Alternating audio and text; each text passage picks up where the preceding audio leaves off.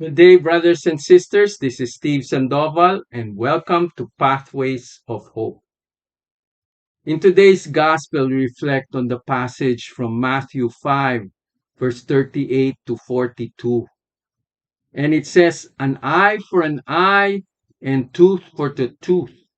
But I tell you, do not resist an evil person. If anyone slaps you on the right cheek, turn to them the other cheek as well. And if anyone wants to sue you and take your shirt, hand over your coat as well. If anyone forces you to go 1 mile, go with them 2 miles. Give to the one who asks you, and do not turn away from the one who wants to borrow from you." A very hard passage and difficult as a follower of Jesus. But reading this passage, I recall that the Apostle Matthew put it together with Jesus' Sermon on the Mount. It is here where Jesus, when he was starting his ministry, tells his disciples and those who would follow him how to live their lives. And so when Matthew wrote chapter 5, he tells the Christian community how Jesus wants us to live. And so when Matthew wrote chapter 5, he tells the community that we should begin with the Beatitudes. And then he goes on saying, he is not abolishing the law of Moses or of the prophet, but is fulfilling them. Now, in this part of the passage, Jesus clarifies that the law given, no, that one should have an eye for an eye, is given to the judges as a guide to a maximum sentence when a case is submitted to them.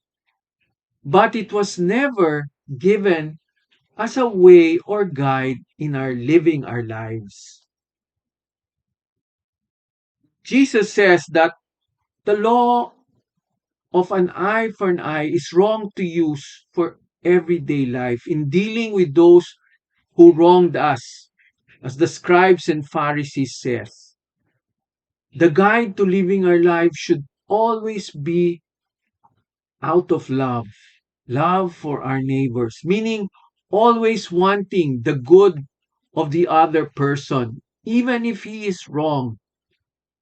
Because if one uses the law of an eye for an eye, it will only produce resentment, anger, loneliness. And this is not the way of the Lord. Now, we see this lived by our Lord, especially when we see how Peter asked Jesus, how many times should we forgive? Jesus says 7 times 7, which is almost infinite. And also, when Peter tried to protect Jesus when he was being arrested, Jesus said to Peter, put your sword back in place. For all who draw the sword will die by the sword. Matthew 26, verse 52. Living a life ready to forgive is the only way by which we can truly follow our Lord in times when we are wrong.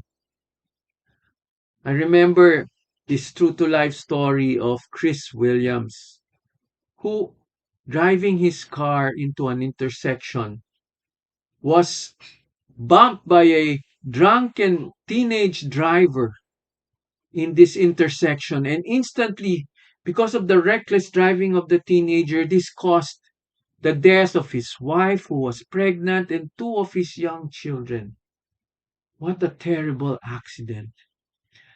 But as he was lying down there, injured, the Spirit came into him and he felt God say to him that he must decide to forgive and that the Lord will accompany him through this terrible, painful journey. and that the only way for him to get through this is through forgiveness. And the grace of forgiveness entered him when he decided he will forgive. After a month, upon request by the psychologist of the teenager, he meets the person who caused the death of his loved ones.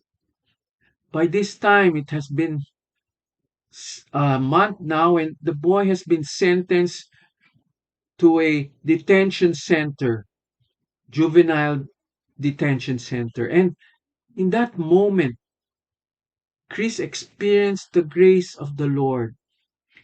And as he confronted the boy, he expressed his forgiveness. And in that moment, the boy, having experienced the forgiveness, a terrible burden of wanting to end his life due to all the guilt and remorse, was taken away. Brothers and sisters, Chris decided to write his story, and it has witnessed the power of forgiveness, the power of the teaching of our Lord, of loving our neighbor as we love ourselves. Indeed, the only way to living a life after being wrong is through forgiveness. So many times we have witnessed the cycle of violence over and over again. But in following the Lord, Chris has shown that there is power in forgiveness. It is the only way to stop the cycle of violence that is so familiar in our world today. God bless you all.